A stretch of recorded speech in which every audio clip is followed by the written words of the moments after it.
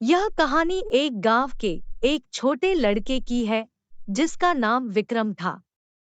विक्रम गरीब परिवार से था और उसके पास खिलौने खरीदने के लिए पैसे नहीं द लेकिन उसका दिल खिलौनों के प्रति बहुत ही प्यार से भरा हुआ था। एक दिन विक्रम अपने दोस्त राजू के घर खेलने गया।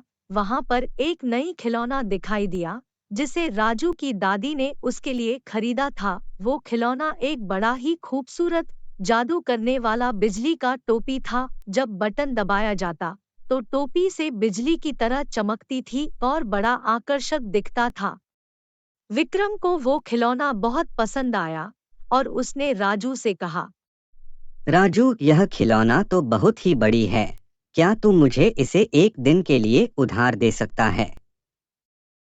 बिल्कुल विक्रम, तू इसे ले जा, लेकिन ध्यान से रखना, यह बहुत ही नाजुक है। विक्रम खुशी खुशी वो खिलौना ले आया और अपने घर वापस चला गया। हे जादुई बिजली वाला टोपी, मेरे लिए पानी लेकर आ, एक गिलास। ठीक है हजूर। टोपी अपना जादू किया और रूम से एक गिलास का भरा हुआ पानी लेकर आया। लीजिए हजूर। इसी तरह वह टोपी के साथ अपना काम कर कर खेल रहा था जिससे उसे बहुत मजा आ रहा था। यह करके टोपी भी बहुत खुश था। एक दिन विक्रम अपने दोस्त राजू के साथ खेल रहा था जब वह देखा कि गांव के एक बड़े बच्चे राहुल खेलते समय अपने खिलौने के साथ दूसरे बच्चों को परेशान कर रहा था। विक्रम और राजू ने देखा कि राहुल अपने बिजली के टोपी का इस्तेमाल करके दूसरे बच्चों को डराने की कोशिश कर रहा था। उन्होंने देखा कि राहुल बिना सोचे समझे ही बिजली के टोपी का इस्तेमाल कर रहा था और वो अन्य बच्चों को परेशान कर रहा था। विक्रम का दिल दुखा और उसने राजू से कहा, राजू, हमें कुछ करना चाहिए क्योंकि राहुल बिना कुछ सोचे समझे उसे खिलौना को गलत तरीके से उपयोग कर रहा है और दूसरे बच्चे को परेशान कर रहा है।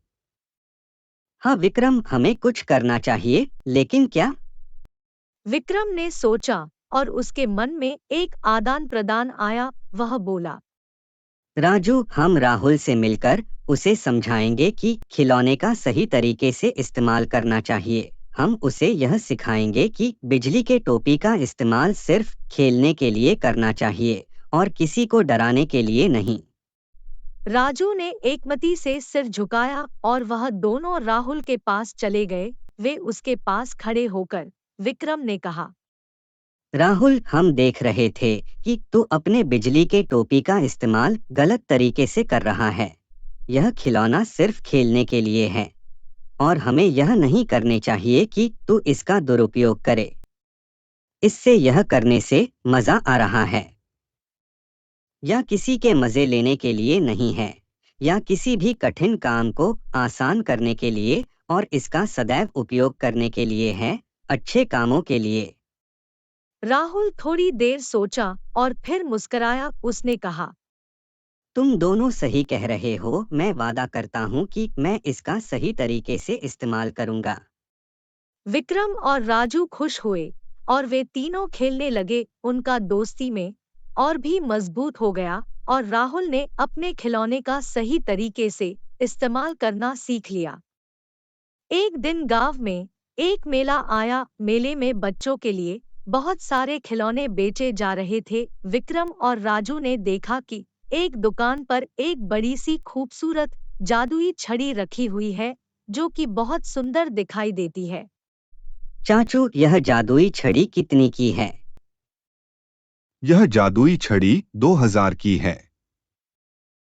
विक्रम और राजू ने जब उस खिलौने की कीमत पूछी तो वह बहुत महंगा था। वे दोनों बहुत ही उदास हो गए क्योंकि उनके पास उतने पैसे नहीं थे जो खिलौने की कीमत का भुगतान कर सकते। राजू, मुझे यह खिलौना खरीदने का ख्वाब था, लेकिन मेरे पास पैसे नहीं हैं। राजू ने विक्रम की कमजोरी को देखा और उसने कहा, विक्रम, मैं तुम्हारे साथ हूँ। हम मिलकर इस खिलौने को खरीदने के लिए कुछ न कुछ कर सकते हैं। अब हम लोग इस खिलौने को खरीदने के लिए पैसा इकट्ठा करेंगे, बहुत ज्यादा मेहनत करके। उसने खिलौने खरीदने के लिए एक बिरयानी के दुकान लगाए। ले लो भाई, ताजा ताजा बिरयानी खाओ और मूड फ्रेश बन जाओ। सभी लोग बिरयानी खाने लगते हैं और उसके पास पैसा आने लगता है जिससे वह एक जादुई छड़ी खरीद सके। कुछ महीनों बाद विक्रम और राजू ने अपने खिलौने की कीमत का पूरा कर लिया और वो खिलौना खरीद लिया। वे दोनों बहुत ही खुश थे और खिलौने के साथ अपने घर वापस चले गए। यह कहानी हमें यह दिखाती है कि हमें खुशियों को खरीदने के लिए पैसों की आवश्यकता नहीं होती है। हमारे संग्रहण क्षमता और आपसी सहयोग हमें अपने लक्ष्य को पूरा करने में मदद कर सकते हैं। विक्रम और राजू ने इस कठिनाई को पार किया और अपने सपनों को हकीकत में बदल दिया।